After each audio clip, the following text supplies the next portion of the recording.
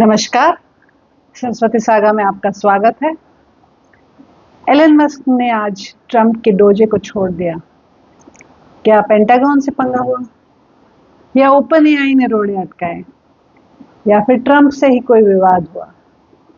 इसकी चर्चा करने से पहले निवेदन है कि चैनल को सब्सक्राइब जरूर करें और अगर वीडियो अच्छा लगे तो एक लाइक भी अवश्य करें।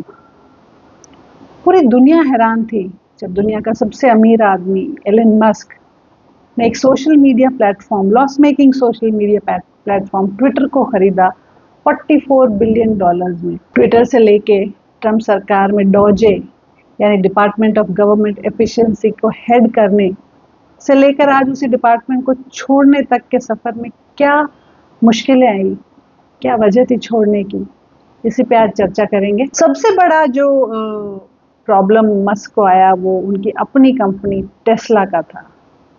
बड़े बुजुर्ग कह गए हैं कि एक बिजनेसमैन को कभी पॉलिटिशियन नहीं बनना चाहिए, और ये उसका जीता जागता उदाहरण था। हम सब जानते हैं कि टेस्ला का मैन्युफैक्चरिंग चाइना में होता है। जो इलेक्ट्रिक व्हीकल है उसका बहुत बड़ा मैन्युफैक्चरिंग चाइना में होता है।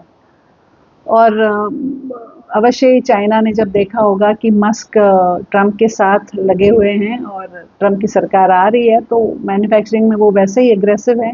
खूब सारा स्टॉक इकट्ठा किया होगा और सोचा होगा मार्केट में रखेंगे जैसे ही सरकार आएगी।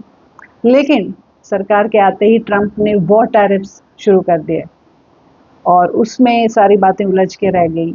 चाइना ने मस्क से शिकायत भी की और ये हम ऑफिशियली जानते हैं, आर्टिकल्स आए थे कि मस्क ये शिकायत लेके ट्रंप के पास गए भी थे कि ऐसा ना किया जाए, बहुत बड़ा नुकसान होगा। लेकिन ट्रंप नहीं माने। वहाँ चाइना नाराज हो गया मस्क से। यूरोप में भी ट्रंप सरकार ने बहुत पंगे लिए। यूरोप टेस्ला का बहुत बड़ा मार्केट है, वहाँ पे भी टैरिफ वॉर्स और बहुत से दूसरे इश्यूज। यूरोप भी नाराज था। मस्क अब एक गवर्नमेंट डिपार्टमेंट के हेड थे, एक पॉलिटिशियन थे, एक पार्टी को रिप्रेजेंट करते थे, तो उनसे भी नाराजगी हुई और टेस्ला की सेल में बहुत बड़ा डाउनफॉल आया यूरोप में, बल्कि कहते हैं 50% जैसा डाउनफॉल आया। दूसरी तरफ BYD, बिल्ड योर ड्रीम्स, जो कि एक चाइनीज मैन्युफैक्चरिंग कंपनी है इलेक्ट्रिकल व्हीकल्स की ही, उसकी सेल्स बहुत बढ़ गई। उनके पास बहुत सारा स्टॉक था मार्केट में रखा और सेल बढ़ गई। तो टेस्ला के इन्वेस्टर्स नाराज हुए, स्टॉक प्राइसेस गिरी से बहुत गिरी। कहते हैं जो क्वार्टरली प्रॉफिट मार्जिन्स थे वो भी 80-90% डाउन आए टेस्ला के।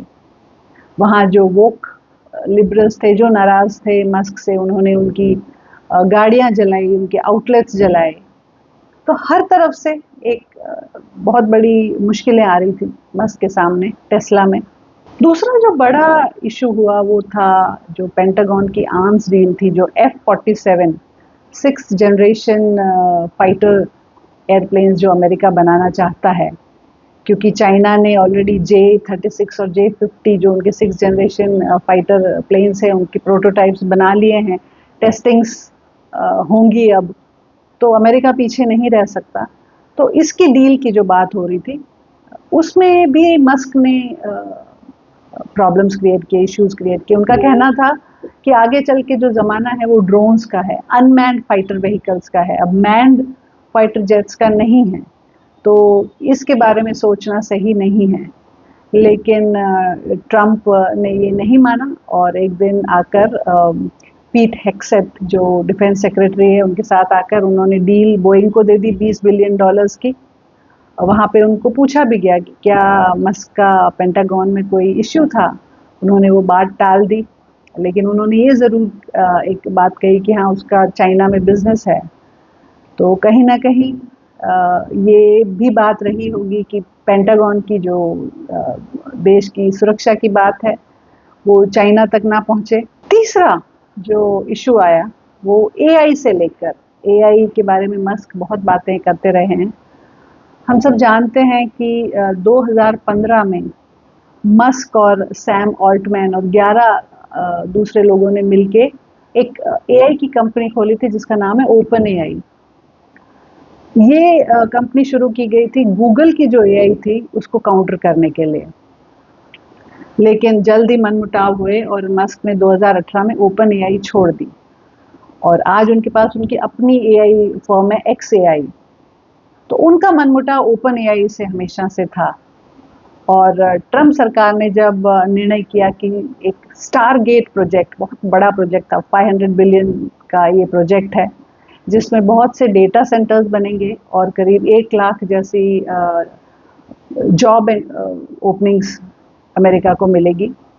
लेकिन क्योंकि ये ओपन एआई को दिया जा रहा था, तो एलन मस्क का यहाँ भी मनमुटाव था। ये जो स्टारगेट प्रोजेक्ट था, इसमें ओपन एआई, ओरेकल और सॉफ्ट बैंक इन्वॉल्व थे। तो आप समझ सकते हैं कि कितनी बड़ी कंपनीज इन्वॉल्व थी। और यहाँ भी मस्क ने अपनी नाराज़गी बताई और डिस्प्लेजर अपना शो किया। ट्रम्प नहीं माने और ओपन एआई को ही ये प्रोजेक्ट मिला। एक और दिक्कत मस्क को तब आई जब यूएई का जो एआई का प्रोजेक्ट था वो ओपन एआई को मिला। उन्होंने ओपनली आर्टिकल्स आए थे कि मस्क ने प्रेशराइज किया था ट्रम्प को कि ये उनकी कंपनी को दिया जाए, XAI को, ओपन एआई को ना दिया जाए, लेकिन ये ओपन एआई को ही मिला। ओपन एआई आज एक बहुत बड़ी एआई फर्म, दुनिया की सबसे बड़ी एआई फर्म बनने जा रही है। चैट जीपीटी जो हम देखते हैं वो ओपन एआई का ही प्रोजेक्ट है। तो उनको जब ये यूएई का भी प्रोजेक्ट मिला तो और नाराज़गी हुई। उसके ऊपर सैम ऑल्टमैन जो ट्रम्प का डेलीगेशन था गल्फ कंट्रीज में, उसमें भी ट्रम्प के साथ थे। मनमुटाव बढ़ते गए। डोजे का हेड का जो रोल था, जो मस्क को दिया गया था, वो था कटौती, एफिशिएंसी बढ़ानी, खर्चों में कटौती करनी। और आप जानते हैं सरकारी दफ्तर और एक कॉरपोरेट में क्या फ़र्क होता है। जब आप एक कॉरपोरेट में कॉस्ट कटिंग करते हैं तो आपके प्रॉफिट्स बढ़ते हैं, आपको फ़ायदा होता है एक इंडिविजुअल को या ग्रुप ऑफ इंडिविजुअल्स को। लेकिन सरकार में ऐसा नहीं होता। सरकार में जो एक्स्ट्रा कॉस्ट होती है पूरी दुनिया में, वो कहीं ना कहीं करप्शन में जाती है, किसी न किसी जेब में जाती है। और उसी को आप अगर कंट्रोल करने की कोशिश करेंगे तो कितना बड़ा पंगा होता है ये हम सब जानते हैं। लोग यही कहेंगे कि आप तो मार्स पे प्लॉट लेने की सोच रहे हैं, आप दुनिया के सबसे धनी आदमी हैं और या हमारे ही पैसों पे कट लगा रहे हैं। तो वहाँ एक इश्यू था। बहुत से काम मस्क ने किए डोजे, लेकिन जो एक काम किया वो था जो ये वोक लिबरल लेफ्टिस्ट्स थे, उनको जो फंडिंग जाती थी यूएस में और फॉरेन फंडिंग, उस पे रोक लगाई। हमारे देश में भी काफ़ी ऐसे फंड्स आते हैं, हमने देखा है पिछले इलेक्शन में कैसे हमारी एकता को तोड़ने की कोशिश की गई वोक लेफ्टिस्ट लिबरल से। तो उन्हीं के फंड्स पे काफ़ी मस्क ने रोक लगाई। तो वहाँ भी इशू हुआ। लास्ट जो नेल इन द कॉफिन जो कहते हैं, वो ट्रम्प की जो एक बहुत एम्बिशियस उन्होंने पॉलिसी डिक्लेयर की है, बिग ब्यूटीफुल बिल, जहां वो जो अपने देश के नागरिकों पे जो टैक्स का लोड है वो घटाना चाहते हैं। उसकी ओपनली क्रिटिसिज्म मस्क ने की। ट्रम्प और मस्क दो अलग अलग school of thoughts, business school of thought से आते हैं। ट्रम्प ओल्ड स्कूल से आते हैं, जहां पे कितना प्रॉफिट एक्चुअल में हुआ ये सोचते थे बिजनेसमैन। मस्क उस बिजनेस थॉट से आते हैं कि वैल्यूएशन की क्या गेम रही। उनकी सारी गेम वैल्यूएशंस पे होती है, चाहे एक्चुअल में पैसा हो ना हो, लेकिन वैल्यूएशन बढ़ता रहता है।